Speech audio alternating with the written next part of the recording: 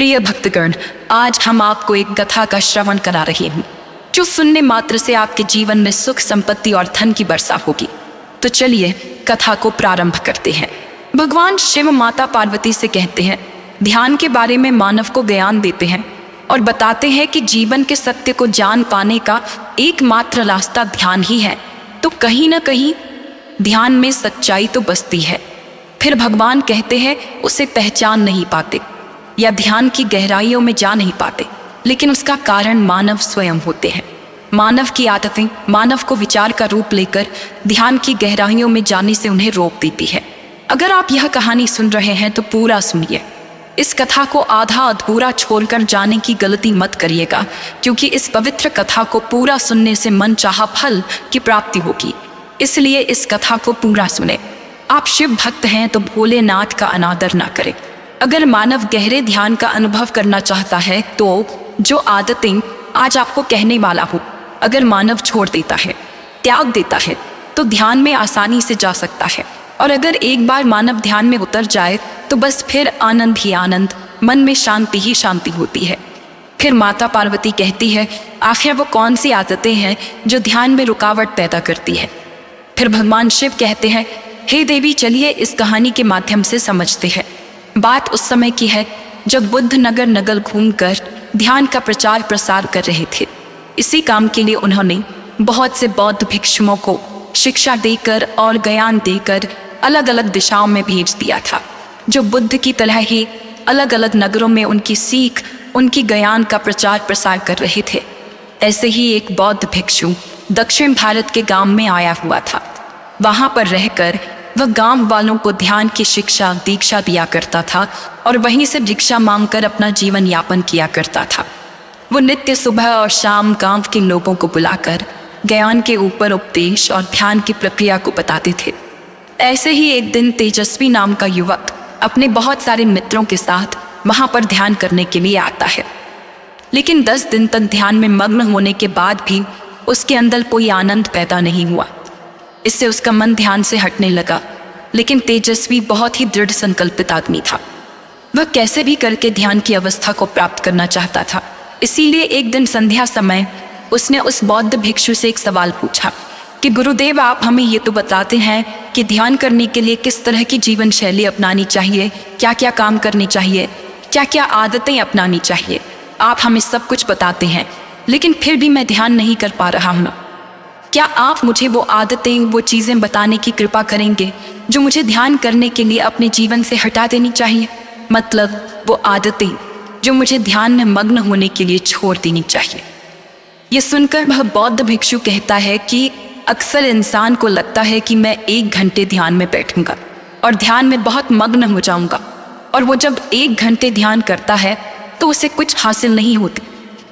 अब समझने की बात यह है कि ध्यान कोई खेल या कोई काम नहीं है जो आपको 1 घंटे ही करना है। ध्यान जीवन जीने की शैली, जीवन जीने का तरीका है। इसीलिए जीवन के हर कार्य में ध्यान का होना बहुत ज़रूरी है।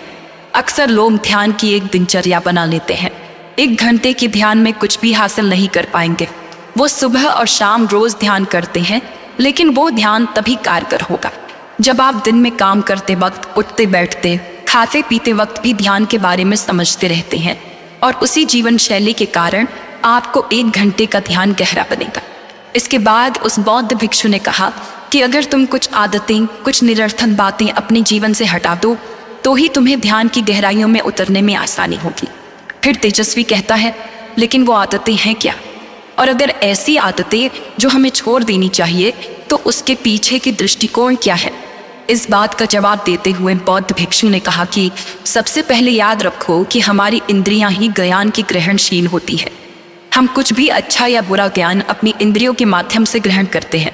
इंद्रियां मतलब आँख, नाक, कान, जीभ और त्वचा। आँखों से हम देखते हैं, कानों से हम सुनते हैं, और इसी तरह से और सारी इंद्रियों के द्वारा हम ज्ञान ग्रहण करते हैं। तो ये बात यहाँ पर समझने की होती है कि हमारी इंद्रियां क्या ग्रहण कर रही हैं।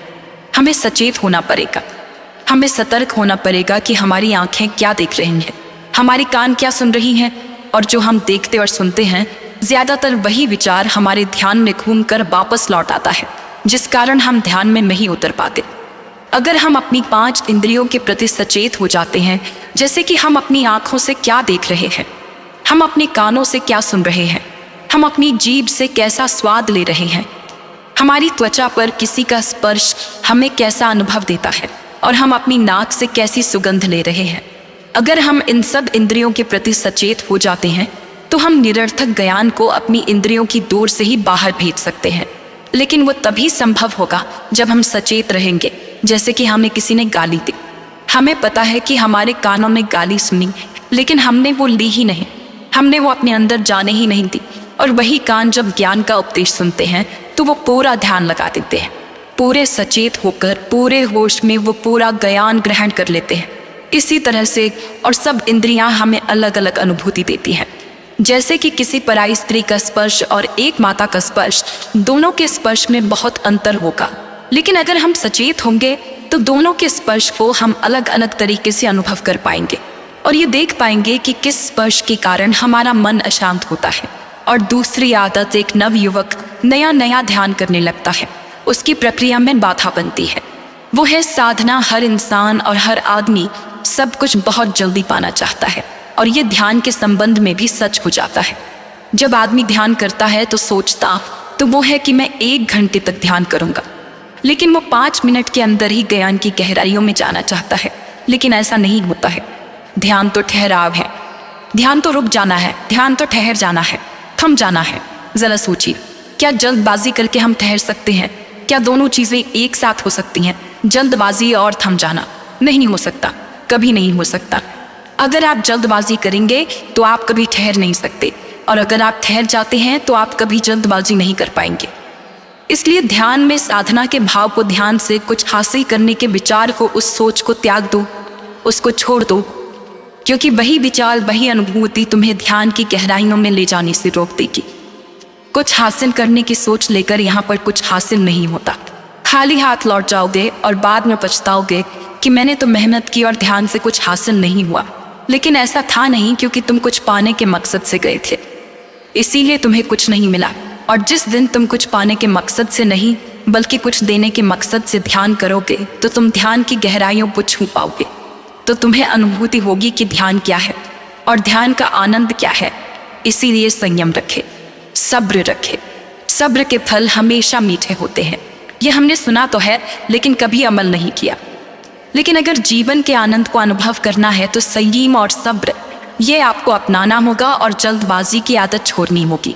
कोई भी काम करे, कुछ भी करे, आराम से, शांत भाव से। कुछ जल्दबाजी करने की ज़रूरत नहीं है, क्योंकि आपकी जल्दबाजी करने से या संयम रखने से उस काम पर कोई फर्क नहीं पड़ेगा।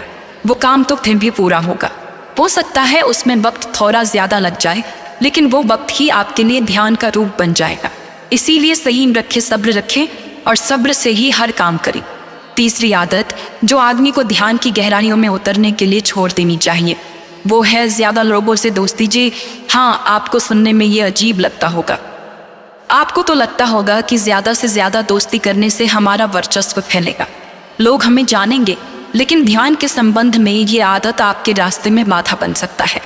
ज़्यादा लोगों से दोस्ती कैसी बाधा बन जाती है? जब आप ज़्यादा लोगों से दोस्ती रखते हैं, इसका मतलब ये है कि आप अपनी एकांत का आनंद नहीं उठा पा रहे हैं। आपको खुश रहने के लिए, जोश में रहने के लिए और लोगों की सहायता चाहिए होती है, और इसीलिए आपने बहुत से लोगों से दोस्ती बना रखी है। लेकिन वो दोस्ती या वो दोस्त आपको अपनी एकांत तक नहीं पहुंचा सकते, आपको अपनी आनंद तक नहीं पहुंचा सकती, क्योंकि वो दोस्ती आज नहीं तो कल खत्म हो जाएगी। उसके बाद आपको अकेले ही रहना पड़ेगा। तो क्यों ना आज से ही मैं अपने अकेलेपन को स्वीकार करूं और अपने एकांत की तरफ यात्रा शुरू करूं। और इस संबंध में एक और समस्या पैदा होती है, तो हमें ज़्यादा समय उनके साथ बिताना पड़ता है। उनको खुश करने के लिए तरह तरह का अभिनय करना पड़ता है, और यही बात लागू होती है। जो आदमी बहुत ज़्यादा प्रेम संबंध लगता है, ऐसे आदमी के चित्त से भी शांति गायब हो जाती है, क्योंकि उसका दिमाग और उसका मन उसी तरह भटकता रहता है, उसी की ओर आकर्षित रहता है। और आज नहीं तो कल जब वो ध्यान में बैठेगा तो उन्हीं के चित्र, उन्हीं दोस्तों के, उन्हीं औरतों के वो बार बार अपने ध्यान में घूमते रहेगा। इसीलिए कम लोगों से दोस्ती रखो। ऐसे लोगों से दोस्ती रखो जो ध्यान की तरफ अपनी यात्रा तय करती हो, ताकि आप उनके साथ बैठे तो आपकी चर्चाएं व्यर्थ ना हो, किसी की चुगली ना हो, किसी के बारे में बुरा ना कहे, सिर्फ ध्यान के बारे में ही चर्चा करें ताकि वो दोस्त एक सक्षम बन जाए और उसमें हम ज्ञान की गहराइयों को छू पाए, सत्य को समझ पाएं और जिससे हम ध्यान के बारे में भी समझ सकें। किसी दूसरे से उम्मीद या आकांक्षा आपको हमेशा दुख देगी। हो सकता है एक दो बार के लिए आपको सुख मिले, आपको कोई फायदा मिले, लेकिन बाद में वो चीज़ आपको दुख ही देगी, क्योंकि जब आदमी आपकी उम्मीदों पर खरा नहीं उतरता है तो आपके दिल पर आघात पहुंचता है। इसीलिए उम्मीद रखनी है तो खुद से रखो, अपने परिवार वालों से भी कोई उम्मीद मत रखो। अपनी बेटी से, अपने पिता से कोई उम्मीद मत रखो। बिना उम्मीद के उनसे प्रेम करो, बिना आकांक्षा के उनके साथ रहो, उसके बाद भी उनसे कभी उम्मीद नहीं करो। खुद से आकांक्षा करो कि मैं ये कर सकता हूँ। अगर आप खुद से उम्मीद करेंगे तो ही आप अपनी आनंद की तरफ यात्रा कर सकते हैं। अच्छा चलिए, मैं आपसे एक सवाल पूछता हूँ, क्या दूसरों को खुश करने से आपको खुशी मिलती है? शायद आप इसके जवाब में हाँ बोलेंगे। ऊपर से देखने पर तो ऐसा ही लगता है कि हाँ, वही हम किसी को खुश करते हैं, हमारी वजह से कोई खुश होता है तो हमें भी आनंद मिलता है। लेकिन अगर हम इसका दूसरा पहलू देखेंगे, जब आप किसी को खुश करते हैं तो आप दूसरों के अधीन हो जाते हैं। कहने का अर्थ यह है कि किसी आदमी को खुश करने के लिए आपको ये जानना होगा कि आदमी को खुशी किस चीज़ से मिलती है, और जब आप ये जान लेते हैं तो आप वही करने की कोशिश करते हैं जो चीज़ उस आदमी को खुशी देती है। लेकिन बहुत बार ऐसा होता है कि जो चीज़ उस आदमी को खुशी दे रही है उसको करने से मुझे खुशी नहीं मिलती, लेकिन उसे खुश करने के लिए मुझे ये काम करना पड़ता है। इसीलिए अपने जीवन के आदर्शों को दांव पर रखना पड़ता है और कई बार उन आदर्शों का उल्लंघन भी हो जाता है। किसी को खुश करिए, खुश करना अच्छी बात होती है, लेकिन अपने आदर्शों और अपने मूल्यों को दांव पर रखकर नहीं। जैसे कि किसी मित्र ने हमें कोई भोज का निमंत्रण भेजा है, हम वहाँ पर जाते हैं, लेकिन साथ में वो हमें मदिरा और धूम्रपान भी करने के लिए कहता है, लेकिन हम करना नहीं चाहते, लेकिन उसको खुश करने के लिए हम वो काम भी कर लेते हैं, जिसके बाद हमारा मन अशांत होता है, शांति खो जाती है। अगर आपका मन मदिरा पान करने का नहीं कर रहा है तो कोई मतलब नहीं बनता कि आप दूसरे को खुश करने के लिए वही काम करें जिससे वह खुश होगा।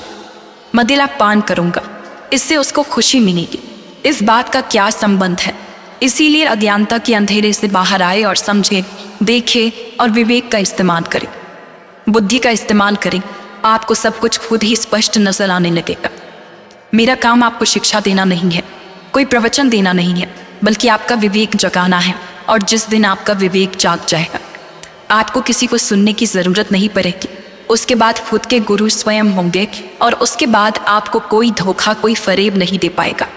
अगर अज्ञानता से बाहर आना है तो एक छोटी सी प्रक्रिया हमेशा करते रहिए। अपनी श्वास के प्रति, अपनी सांसों के प्रति सचेत रहिए। अगर सांस छूटी जा रही है तो हम जान रहे हैं कि सांस छूटी है, और अगर सांस लंबी जा रही है तो हम जान रहे हैं कि सांस लंबी है, और वो सांस नाक की कौन से कोने से टकराकर बाहर आ रही है। इसके बारे में भी हमें सचेत होना होगा। इस क्रिया को करते वक्त अपने दिमाग में रखिए। इसके बाद आप ज्ञान को धीरे धीरे हासिल करने लगेंगे। आपका अज्ञानता का अंधकार विलीन होता चला जाएगा। उसके बाद आप ध्यान की गहराइयों में जा पाएंगे। इतना कहकर भगवान शिव इस कहानी को समाप्त करते हैं।